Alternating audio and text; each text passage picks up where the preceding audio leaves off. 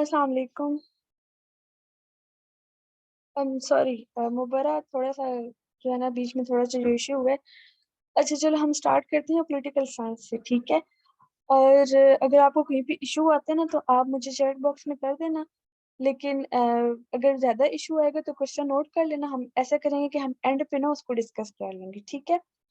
Sir अभी हमारे पास है पॉलिटिकल साइंस में, सबसे पहले हम करेंगे फिलोसफर। तो फिलोसफर्स में हमारे पास जो मेन कोर फिलोसफर सीएसएस और पीएमएस के हवाले से वो 6-7 फिलोसफर्स हैं, जिनमें सबसे पहला जो है वो हमारे पास प्लेटो है, ठीक है। तो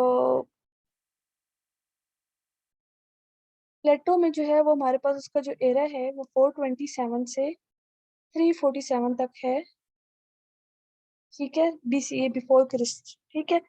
और इसमें हम लोगों के पास जो क्वेश्चन मोस्टली प्लेटो में आते हैं वो आते हैं कि इन्होंने जो एक बुक लिखी थी वो थी द रिपब्लिक, ठीक है। तो क्वेश्चन जो 2018 में हमारे पास प्लेटो पे क्वेश्चन आया था, that was the silent figure of the Plato Republic. और सेकेंडली उन्होंने ये पूछा था कि do you think that some of its features are valid even today. यानी कि हम लोगों ने ये देखना था कि उनकी जो थ्योरी थी कि वो आज के दौर में भी एप्लीकेबल है या नहीं है, ठीक है। सेकंड क्वेश्चन जो अभी इस दफा 2022 में आया है, that is the discuss the Plato theory of the justice. और अभी नेक्स्ट क्वेश्चन जो आए नहीं है, but that are the possible, explain the theory of the philosopher king given by Plato. As ये क्वेश्चन आ सकता है कि explain the educational scheme of the Plato. ये वो क्वेश्चंस हैं जो प्लेटो पे कॉमनली हमारे पास एक्सपेक्टेड होते हैं। और Plato theory of justice justice और silent figure of Plato the Republic, ये हमारे पास नॉर्मली कॉमन जो है ना वो क्वेश्चंस होते हैं, जिन पे नॉर्मली क्वेश्चंस मोस्टली आते रहते हैं वर्डिंग चेंज के साथ साथ। पिछले अगर हम पास्ट 20 ईयर्स पेपर्स में देखें तो उनमें बहुत ज्यादा दफा ये दो क्वेश्चन रिपीट हुए हैं। नेक्स्ट हमारे पास अभी जो आज हम डिस्कस करेंगे वो हम करेंगे प्लेटो थ्योरी ऑफ जस्टिस।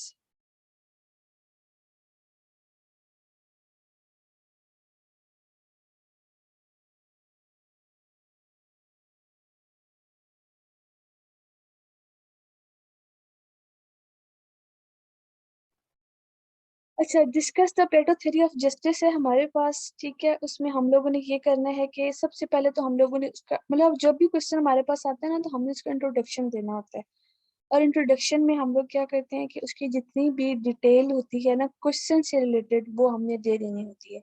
तो हमने सबसे पहले तो ये बताना है कि प्लेटो थ्योरी ऑफ जस्टिस जो है उन्होंने दी क्यों थी। बेसिकली था ये कि जो प्लेटो था वो एथेंस से था, और एथेन को वो एक आइडियल स्टेट बनाना चाहता था, और वो उस टाइम आइडियल स्टेट नहीं थी। क्यों नहीं थी उनकी नज़र में? बिकॉज वो ये समझते थे कि जो एथेन अभी है वहाँ पे अभी, क्योंकि डेमोक्रेटिक गवर्नमेंट थी, और उन्होंने क्या किया था कि उनके जो टीचर थे सोक्रेट्स, उनको जो है उन्होंने पनिश किया था। और वो ये समझे थे कि ये उनके साथ जस्टिस नहीं हुआ, अनजस्ट हुआ है। तो उन्होंने एक आइडियल स्टेट की जो कॉन्सेप्ट दिया था उसमें जस्टिस को उन्होंने मेन एलिमेंट कहा था। That's why they called Plato wanted the Athens as a ideal state. For ideal state he considered justice as an important element. और जस्टिस को मेंटेन करने के लिए उन्होंने थ्योरी ऑफ जस्टिस दिया था, अपनी की अपनी जो बुक थी उसमें दिया था। द रिपब्लिक उनकी बुक थी, और उसमें जस्टिस को जो है वो एक्सप्लेन किया था। इससे पहले भी जो है वो जस्टिस की डिफरेंट थ्योरीज जो थी वो थी, लेकिन इन्होंने उन थ्योरीज को मतलब डिनाई कर दिया था। उन्होंने कहा था कि ये थ्योरीज जो है ये अप्लीकेबल नहीं हो सकती, यानी कि जितनी भी पहले की थ्योरी थी ना उन्होंने उनको डिनाई कर दिया था, और ये कहा था कि जो हमारे पास ऑलरेडी प्रिवेलिंग थ्योरीज है उनको जो है वो हम मैं जो है वो जस्टिफाई नहीं कर सकता, या मेरे नज़दीक उनकी कोई इम्पोर्टेंस नहीं है, और उन्होंने अपनी जो थ्योरी ऑफ जस्टिस थी वो दी थी। बैकग्राउंड में क्या था कि ये है हमारे पास 3-4 थ्योरीज ऑलरेडी अवेलेबल थी। इनमें पहली थ्योरी इनके पास थी traditional theory of Cephalus and the Polemarchus. अब सेफिलस और पोलीमार्कस जो है वो पहले ऑलरेडी फिलोसफर्स थे, उन्होंने थ्योरीज दी थी, ठीक है।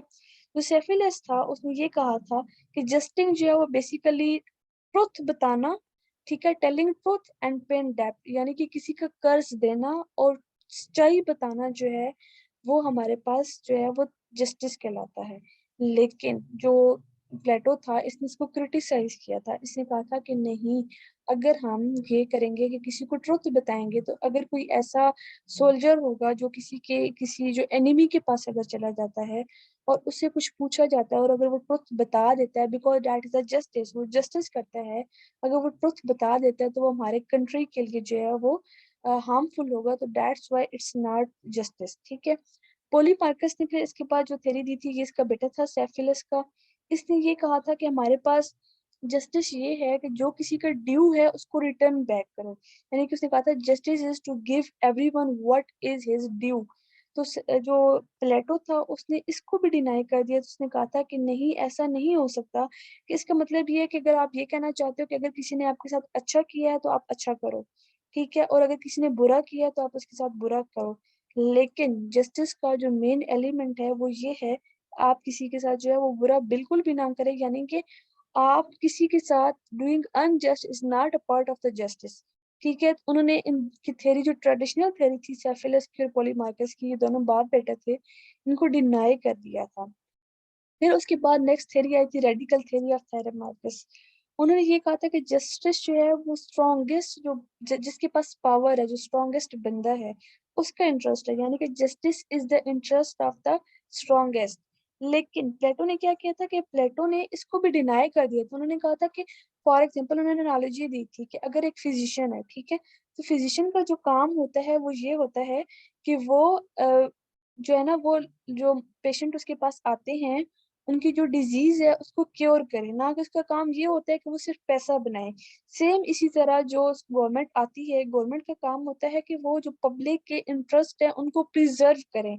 ऐसा नहीं होता कि जो स्ट्रांग है वो उनके जो इंटरेस्ट है उनको प्रिजर्व करे, और जो थोड़े वीक है, जिनके पास पावर नहीं है, वो जो है उनको जो है वो डिनाई कर दे, उनको इग्नोर कर दे। तो गवर्नमेंट का काम है, या जो स्टेट का काम है, वो जस्टिस प्रोवाइड करना है without any favour, without seeing the power and the weak people of the society. ठीक है। तो रेडिकल थ्योरी भी उन्होंने इसको भी डिनाई कर दिया था। नेक्स्ट थ्योरी जो उन्होंने दी थी, that is the pragmatic theory of Glucon. Glucon जो था, ये इनकी अपनी फैमिली का कोई फिलोसफर था, और इसने कहा था कि जो जस्टिस है ना, वो एक बच्चे का डर है, यानी कि it is a child fear. और साथ में उन्होंने ये भी कहा था कि ये वो है जो हमारे सोसाइटी में मेजोरिटी वीक लोग कंट्रीब्यूट करते हैं। लेकिन अगेन जो प्लेटो था, इसने प्रैग्मैटिक थ्योरी ऑफ ग्लूकॉन को जो है वो डिनाई कर दिया था, और साथ में ये कहा था कि जस्टिस जो है उसको हम लोग पावर या स्ट्रेंथ के थ्रू नहीं एस्टेब्लिश कर सकते। उसको हम लोग एस्टेब्लिश अगर करना भी चाहें तो दैट इज द नेचुरल। अगर किसी के नेचर में जस्टिस है तो वो जस्टिस एस्टेब्लिश करेगा। ऐसा नहीं होगा कि उसको पावर मिलेगी तो वो तब भी जस्टिस जो है ना वो उसको एस्टेब्लिश कर सकेगा। सो जितनी भी ये तीनों थेरीज थी ना, प्लेटो ने इसको डिनाई कर दिया था। नेक्स्ट उसने क्या किया था कि उसने थ्योरी ऑफ जस्टिस दिया था टू लेवल पे, एक इंडिविजुअल लेवल पे और एक उसने दिया था स्टेट लेवल पे। जो इंडिविजुअल लेवल पे उन्होंने थ्योरी ऑफ जस्टिस दी थी, उसमें उन्होंने ये बताया था कि हमारे पास इंडिविजुअल लेवल का जस्टिस ये है कि हमारे पास जो सोसाइटी है ना, उसमें डिफरेंट क्लासेस होती हैं। ठीक है। स्पीड थोड़ी स्लो करें, मैं नोट कर रही हूँ। अच्छा, ठीक हो गया। अच्छा, प्लेटो में ये है कि प्लेटो ने ये कहा था कि जो हमारे पास सोसाइटी है उसमें डिफरेंट क्लासेस होती हैं। अगर हम एक ह्यूमन बीइंग उठा लेना, तो उस ह्यूमन बीइंग के पास तीन जो है वो आ, होती हैं उसकी पावर्स, जैसे क्या कहते हैं आप, नेचुरली उसके पास नेचुरली अकरिंग अकरिंग स्ट्रेंथ्स होती हैं। एक ये है कि उसके पास हंगर होती है, ठीक है। एक ये है कि वो मतलब ब्रेव होता है, या ब्रेवरी उसके पास होती है। और तीसरी जो उसके पास होती है वो होती है विजडम होती है। ठीक है। अगर मैं यहाँ पे साथ साथ लिखती जाऊं तो मेरे ख्याल में ये ज्यादा बेटर होगा। एक उसने कहा था कि हंगर होती है, ठीक है।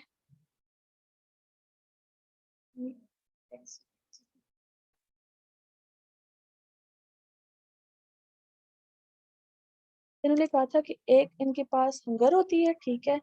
दूसरी जो है वो ब्रेवरी होती है, और तीसरी जो है वो विजडम होती है। ठीक है।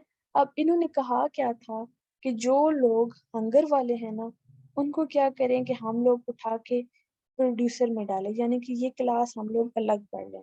जो लोग जिनके पास और हर मतलब, क्योंकि हर बंदा है उसमें सिर्फ एक ही जो पावर है ना वो डोमिनेंट होगी। जिनमें हंगर जो है वो डोमिनेंट है, उनको हम प्रोड्यूसर में डाल दें। जिनके पास जो है वो ब्रेवरी डोमिनेंट है, उनको हम ऑक्सिलरी में डाल दें। और जिनके पास विजडम है, उनको हम लोग गार्डनर में डाल दें। फिर इन्होंने ये कहा था कि प्रोड्यूसर वो लोग होंगे जो हमारे पास एक हमारे जो है ना वो प्रोडक्शन करेंगे, ठीक है। और जो ऑक्सिलरी होंगे वो होंगे जो हमारी सेविंग करें, सेफ हमें रखेंगे, ठीक है, या हमें जो है वो प्रोटेक्ट करेंगे। और इसमें कौन से लोग आ जाते हैं, जो कि हमारे पास आर्मी वगैरह होती है, ठीक है, आर्मी हो गई, हमारी फोर्सेस होंगे, ठीक है, इसमें वो लोग आ जाएंगे। तीसरा जो उन्होंने गार्डर बताए थे उसमें उन्होंने कहा था क्योंकि इनमें विजडम जो है वो डोमिनेंट फैक्टर है इनके पास, दैट्स वाई जो गार्डर है वो क्या करेंगे कि वो हमें हमारी स्टेट को रूल करेंगे, यानी कि वो लोग किंग बनेंगे, ठीक है। तो उन्होंने जो इंडिविजुअल लेवल पे एक जस्टिस का कॉन्सेप्ट दिया था, उन्होंने इसको 3 क्लासेस में डिवाइड कर दिया था। और इसको हम कहते हैं कि सोसाइटी की कैटेगरीज उन्होंने 3 कैटेगरीज बना दी थी, यानी कि प्रोड्यूसर, ऑक्सिलरी और गार्डर। सबसे पहले तो उन्होंने ये कॉन्सेप्ट दे दिया, ठीक है, कि जो मतलब जिनके पास हंगर डोमिनेंट है उनको प्रोड्यूसर में डाले और वो सोसाइटी के लिए प्रोडक्शन करेंगे। जिनके पास ब्रेवरी जो है वो डोमिनेंट है वो ऑक्सिलरी में जाएंगे और वो सेफ या प्रोटेक्शन करेंगे, यानी कि आर्मी और फोर्सेस में जाएंगे। फिर जिनके पास विजडम जो है वो डोमिनेंट है वो गार्डर में जाएंगे और वो फिर इधर जो है वो रूल करेंगे या फिर वो किंग बनेंगे, ठीक है। नेक्स्ट इन्होंने जो कॉन्सेप्ट दिया था that was the Plato concept of justice at state level.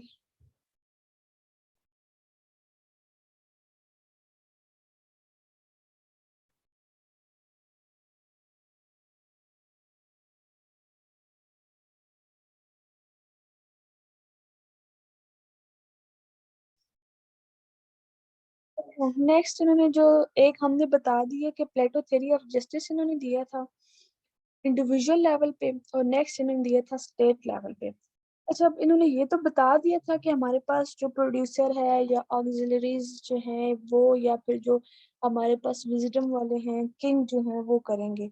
लेकिन क्वेश्चन ये अराइज होता था कि हमारे पास जो सारे लोग मतलब हैं, हमें कैसे पता चलेगा कि इनमें जो है वो डिफरेंट जो है वो लाइक किस में कौन सी जो विश है या कौन सी जो पावर है वो डोमिनेंट है, और हम उनको सेपरेट कैसे करेंगे।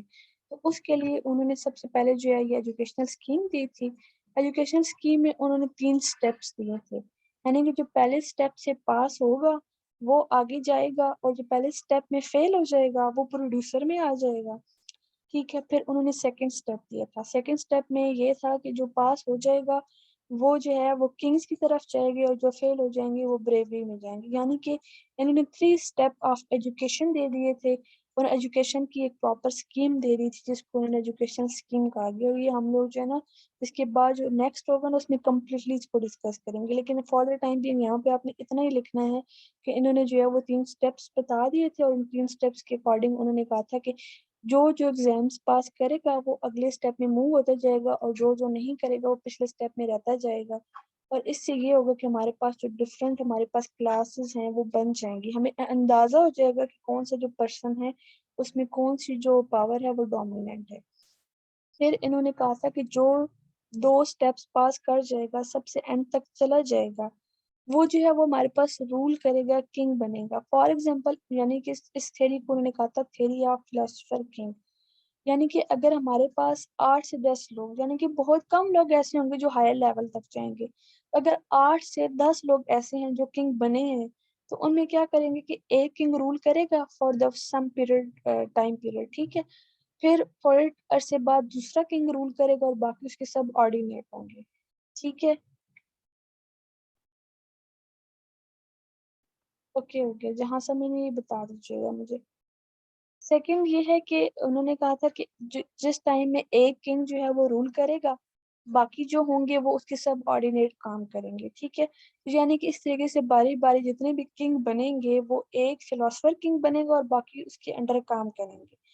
फिर उन्होंने दिया था स्टेट में कॉन्सेप्ट ऑफ डेमोक्रेसी, ठीक है। एथेंस में क्योंकि ये था कि वहां पर डेमोक्रेसी प्रिवेल करती थी, लेकिन उनके साथ ये इशू था कि क्योंकि उनको डेमोक्रेसी से नफरत हो गई थी कि डेमोक्रेसी ने उनके टीचर को जो है वो किया था, पनिश किया था, तो डेट्स वाई वो चाहते थे कि डेमोक्रेसी जो है वो खत्म हो जाए। एक तो ये रीजन भी थी, एक ये थी कि एथेन और स्पार्टा की लड़ाई भी हो गई थी, और जब स्पार्टा के साथ लड़ाई हुई थी, स्पार्टा में डिक्टेटरशिप था, गवर्नमेंट जो थी वहां पे डिक्टेटरशिप थी।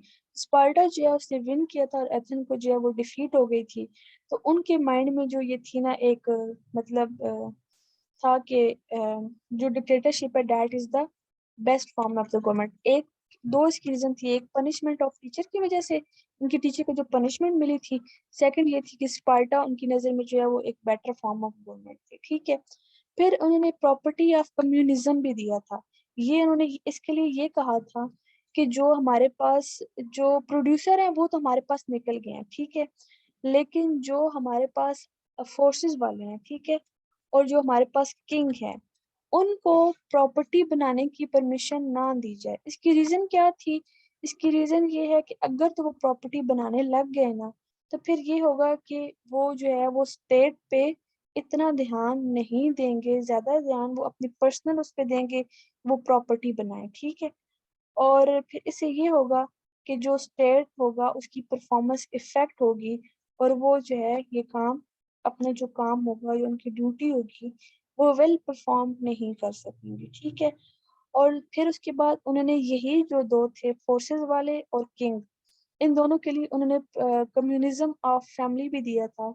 जो फैमिली होगी वो नहीं बना सकेंगे, यानी कि वो शादी नहीं कर सकेंगे, ठीक है। तो उन्होंने ये दो कॉन्सेप्ट ऑफ कम्युनिज्म दिया था, और उन्होंने एंड पे इसमें ये कहा था कि अगर हम ये कॉन्सेप्ट्स जो हैं ये अप्लाई करते हैं, तो हमारे पास जो जस्टिस है वो हमारे पास हो जाएगा। By applying all these concept, justice at state level can be achieve. ठीक हो गया। तो ये हमारे पास उसकी थ्योरी थी एट उसकी अपनी, पहले उसने जो है वो बैकग्राउंड थ्योरीज जो थी उनको डिनाई किया था। फिर अपनी थ्योरी के उसने दो पार्ट्स दिए थे। एक पार्ट उसने दिया था इंडिविजुअल लेवल का, और एक पार्ट उसने दिया था स्टेट लेवल का। और इसके एंड पे जो हमारे पास लास्ट जो हमारा बनेगा, जो हेडिंग बनेगी, वो हमारे पास कंक्लूजन होगी। और कंक्लूजन में हमने एज जो सारी चीजें एक्सप्लेन की है इनको एक शॉर्ट समराइज्ड फॉर्म में जो है वो हम लिख लेंगे, ठीक है।